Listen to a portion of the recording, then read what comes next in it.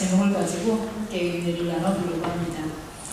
2019년 9월 어떤 인터넷 신문에서 한국계 미국인 유기돈 씨가 미국 풋볼리그 명문팀인 샌프란시스코 49ers의 사장 겸 공동 구단주가 되었다는 소식을 읽었습니다.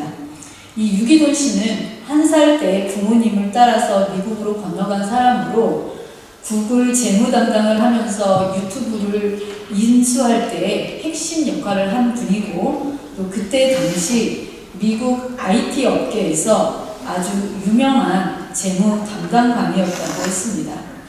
이분의 기사를 보다 보니까 아버지가 목사님이셨습니다. 여러분이 이런 아들을 두셨다면 얼마나 힘이 나겠습니까? 또 하나님을 잘 믿으면 자녀들이 이렇게 잘 된다고 간증하며 다니지 않겠습니까? 그런데 신앙생활을 하는 사람들 중에는 이런 신나는 일만 경험하는 것이 아니라 처절한 고통과 힘겨운 인생을 살아가는 사람들도 많이 있음을 기억해야 합니다. 영화 책으로 잘 알려진 울지마 톤즈의 이태석 신부를 잘 아실 것입니다.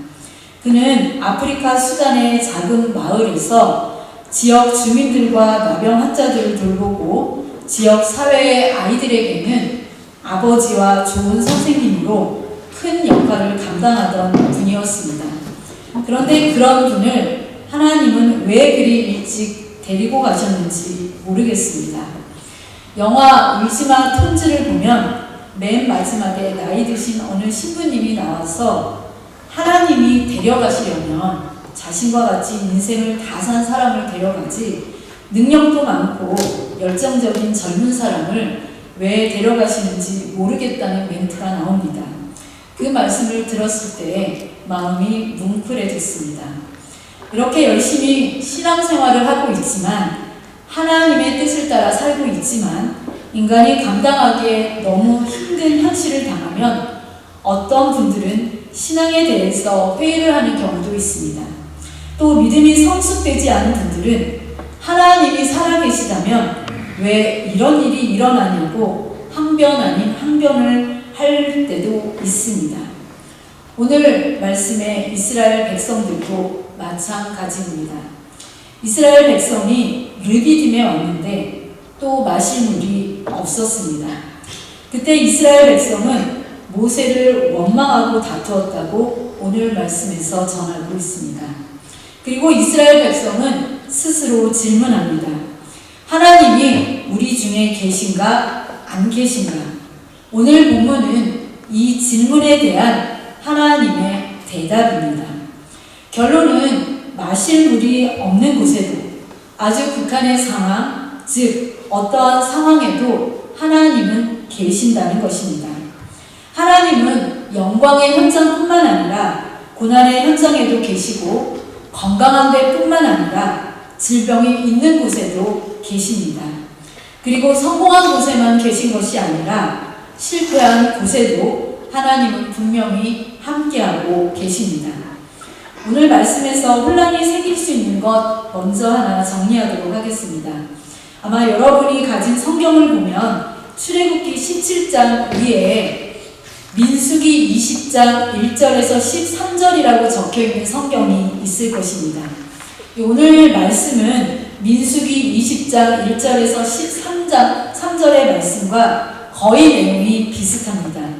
그래서 사람들은 같은 내용이라고 착각하는데 오늘 본문은 출애굽한 지 대략 2년째 되는 해에 일어난 사건이고 민수기 20장은 출애굽한 지 38년 됐을 때 일어난 일입니다. 그리고 둘 다 신광야를 지나면서 일어난 일이라고 우리말로는 표기하고 있지만 히브리어 본문을 보면 오늘 말씀에 나오는 출애굽기는 신광야로 표기하면서 르비딤에서 일어난 일이다 이렇게 기록하고 있고 민수기 20장은 신이 아니라 ZIN 이렇게 진 광야를 지나가면서 가데스 바네아에서 벌어진 일이라고 그렇게 기록하고 있습니다. 그리고 내용도 조금 다른데 오늘 말씀에서는 하나님께서 모세에게 반석을 지팡이로 치라 이렇게 말씀하시지만 민수기 20장에서는 반석에게 명령하여 물을 내라 이렇게 말씀하십니다. 이 부분이 아주 중요한 차이가 있습니다. 민수기 20장에서는 이 모세가 하나님의 거룩함을 나타내지 아니한 불순종으로 결국에는 가나안 땅을 받지 못하리라는 그러한 청천벽력과 같은 소리도 듣는 그러한 본문 중에 하나입니다. 두 본문은 시간적으로나 공간적으로나 비슷한 듯 보이지만 분명히 다른 본문입니다. 그럼에도 두 본문이 의미하는 바는 비슷하다 그렇게 할 수 있습니다. 이스라엘 백성을 가나안으로 인도하시는 하나님은 그냥 되는 대로 이스라엘 백성을 인도하지 않으셨습니다. 미리 계획을 세우시고 그 계획대로 이스라엘 백성을 인도하고 계셨습니다. 오늘 말씀 1절을 다시 보시겠습니다. 이스라엘 자손의 온 회중이 여호와의 명령대로 신광야에서 떠나 그 노정대로 행하여 르비딤의 장막을 쳤으나 백성이 마실 물이 없는지라. 이 기록에 따르면 여호와의 명령대로 또 그 노정대로 이렇게 말씀하시는 것을 볼 수 있습니다. 이스라엘 백성은 자기들이 가고자 하는 대로 간 것이 아니라 하나님께서 지시하는 목표를 향해서 정확하게 하나님이 이끄시는 대로 갔다는 말씀입니다. 그러면 우리가 생각하기에 결과가 어떠해야 하겠습니까? 하나님께서 인도하신다고 하면 사람들은 당연히 그 광야에서 물이 있는 오아시스가 나타나야 된다고 생각합니다. 하나님께서 이끄시는 대로 가기 때문에 쉼과 안식이 있어야 된다고 생각합니다. 우리 삶에 하나님께서 인도하실 때 반드시 축복과 성공이 있어야 한다라는 의미와 같은 의미입니다. 많은 신앙인이 저를 포함해서 하나님의 뜻을 알고 싶다고 그렇게 기도하는데 그 기도의 내면에는 하나님의 뜻을 알아 그대로 살면 하나님께서 보증하시기 때문에 모든 것이 만사 형통할 것이다. 이러한 인간적인 욕구가 자리 잡고 있는 것이 사실입니다.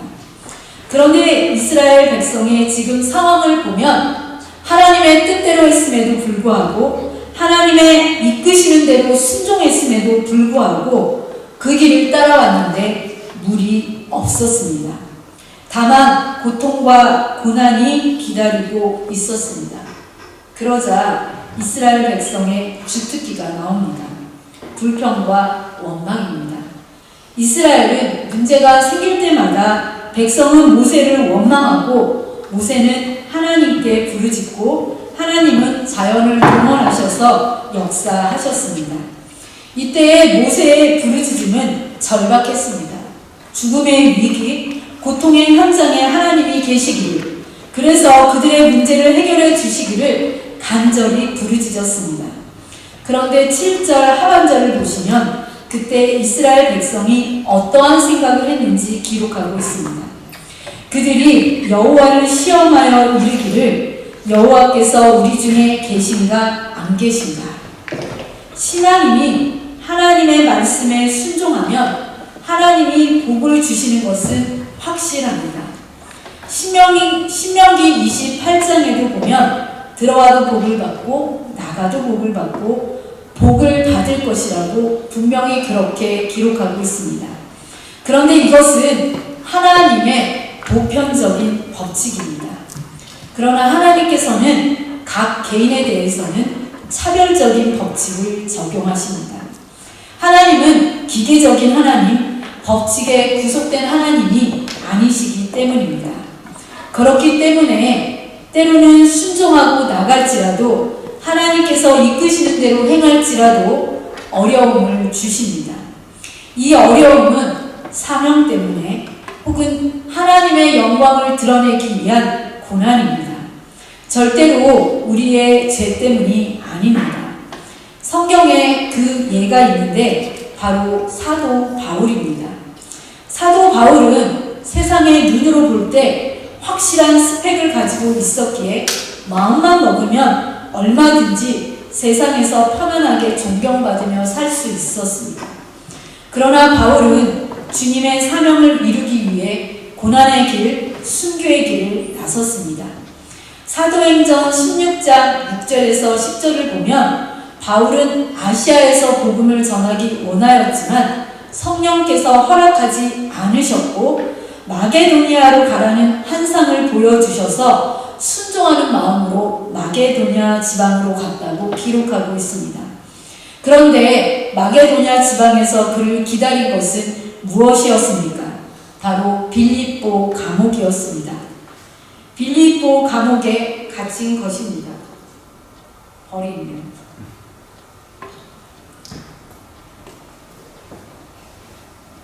그러면 그 빌립보 감옥, 그곳에 하나님이 계시지 않았습니까? 아닙니다. 하나님은 그곳에도 계셨습니다. 사도행전 16장 16절에서 40절에 따르면 바울은 그곳에서 감옥문이 열리는 기적을, 그리고 간수와 그 가정 식구와 구원받는 기적을 체험하게 됩니다.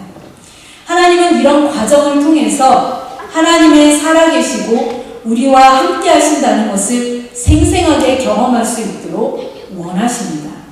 이제 오늘 본문 말씀에서도 하나님은 자신이 이스라엘 백성과 함께 한다는 사실을 보여주기 위해서 모세에게 말씀하십니다.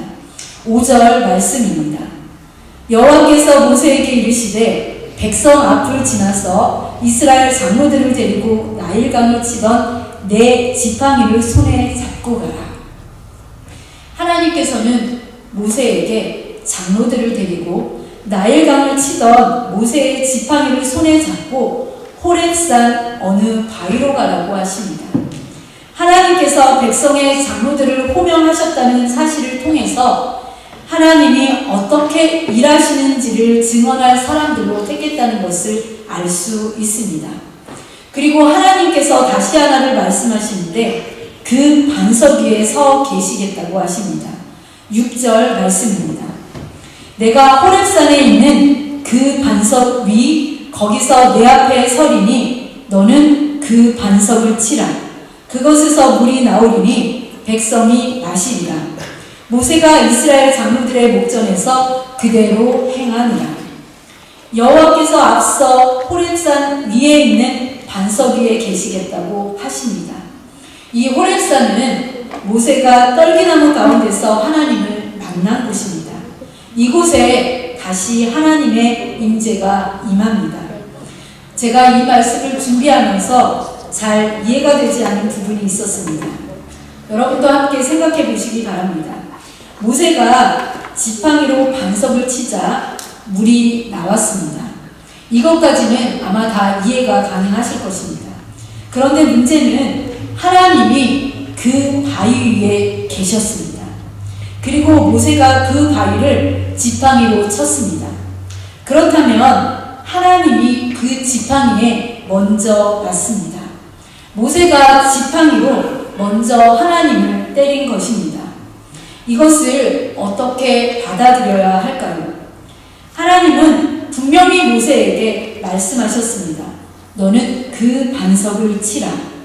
이 말은 바위 위에 서 있는 하나님을 치라는 말씀입니다. 백성들이 목이 탄다고 모세에게 돌을 던지려 할 그때에 하나님은 바위 위에 올라서면서 나를 때리라 이렇게 말씀하고 계시는 것입니다. 세상에 이런 하나님이, 이런 신이 어디에 있습니까? 여러분은 아마 일부러 져주시는 하나님에 대해서는 들어보신 적이 있을 것입니다. 그런데 오늘 말씀에는 일부러 맞는 하나님이 나타나 있습니다. 맞아야 할 대상은 불평하는 이스라엘 백성인데 오히려 하나님이 얻어맞고 있습니다. 하나님이 희생하고 계십니다. 모세의 손이 얼마나 부들부들 떨렸겠습니까? 두렵고 떨리는 마음으로 모세가 지팡이로 반석을 치자 생수가 쏟아져 나왔습니다. 결국 반석이 물을 낸 것이 아니라 하나님 그 자신이 자신을 내어주심으로 물을 내신 것입니다. 그리고 백성들은 물을 마셨고 갈증이 풀렸습니다. 사도 바울은 이 말씀을 읽으면서 고린도전서 10장 4절에서 이렇게 소리쳤습니다. 이 말씀 다 함께 읽겠습니다. 시작. 다 같은 신령한 음료를 마셨으니 이는 그들을 따르는 신령한 반석으로부터 마셨음에 그 반석은 곧 그리스도시라. 이 말씀은 요한복음 7장으로 연결됩니다. 요한복음 7장은 출애굽 무리바 사건이 있은 지 1500여 년의 세월이 흐른 뒤의 장면을 보여주고 있습니다.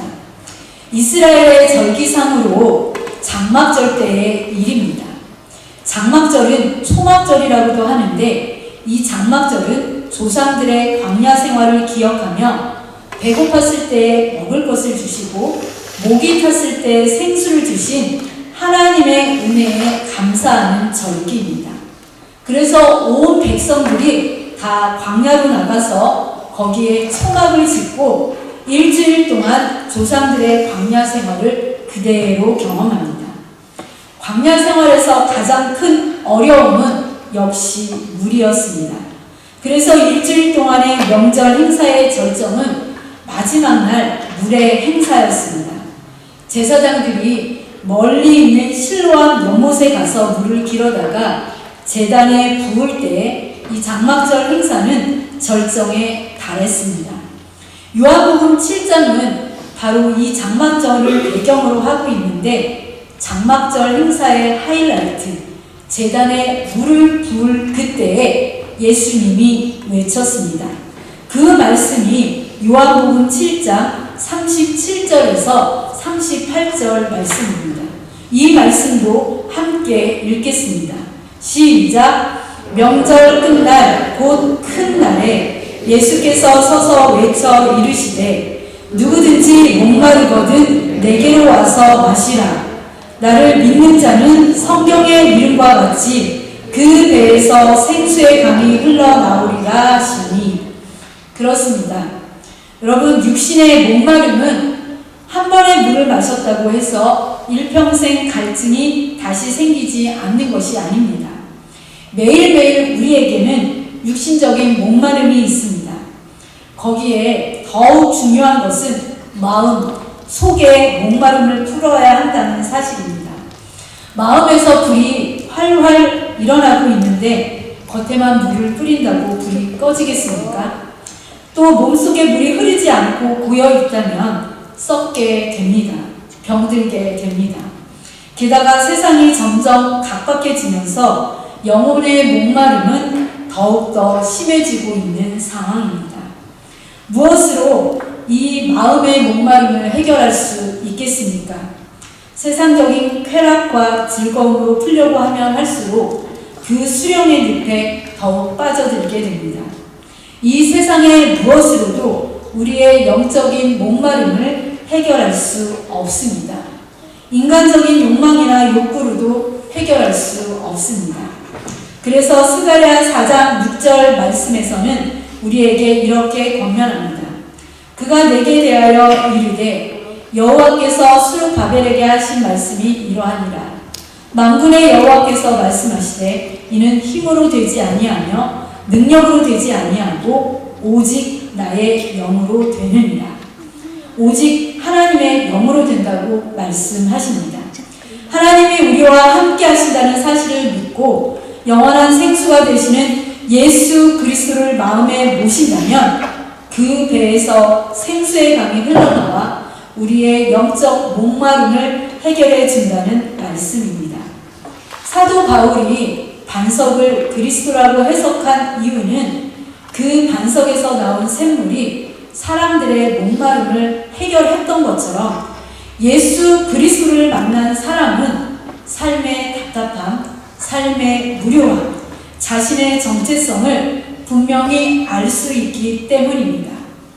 결국 르비딤 반석에서 물이 나와서 이스라엘 백성의 갈증이 해결되었듯이 지금 이 시대는 예수님이 함께 하셔야 한다는 말씀입니다. 반석에서 물이 쏟아져 하나님이 이스라엘 백성과 함께 하심을 알았고 또 그들의 갈증을 해결하셨듯이 예수님은 지금도 우리와 함께 하셔서 이와 같은 역사를 일으키고 계십니다. 르비딤에서 함께 하신 하나님이 지금 이 순간 우리와 함께 하십니다. 그리고 우리의 구원을 위해서 강구하고 있으시며 하나님의 계획대로 우리를 인도하고 있습니다. 그러하기에 신앙인은 하나님의 섭리를 믿어야 합니다. 혹 우리의 인생에 어려움이 닥친다 하여도 좌절하거나 불평하지 말고 하나님의 선한 뜻이 있음을 믿어야 합니다. 하나님께서 함께하고 있고 하나님이 지팡이로 맞으면서 샘물을 내고 있습니다. 그리고 그 샘물이 예수님의 보혈이 되어 오늘 우리를 적시고 있습니다. 오늘의 마지막 결론입니다. 르비딤에서 백성이 물을 마시고 그곳 지명을 두 가지로 불렀습니다. 하나는 마사, 시험, 다른 하나는 무리바, 다툼이라고 불렀습니다.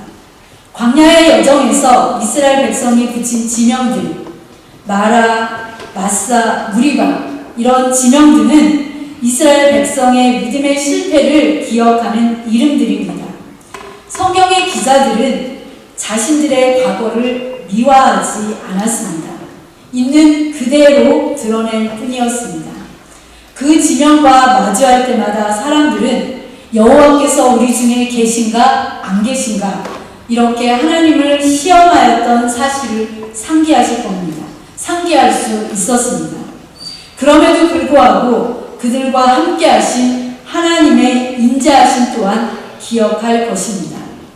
우리도 마찬가지로 원망하고 또 실패할 수 있습니다.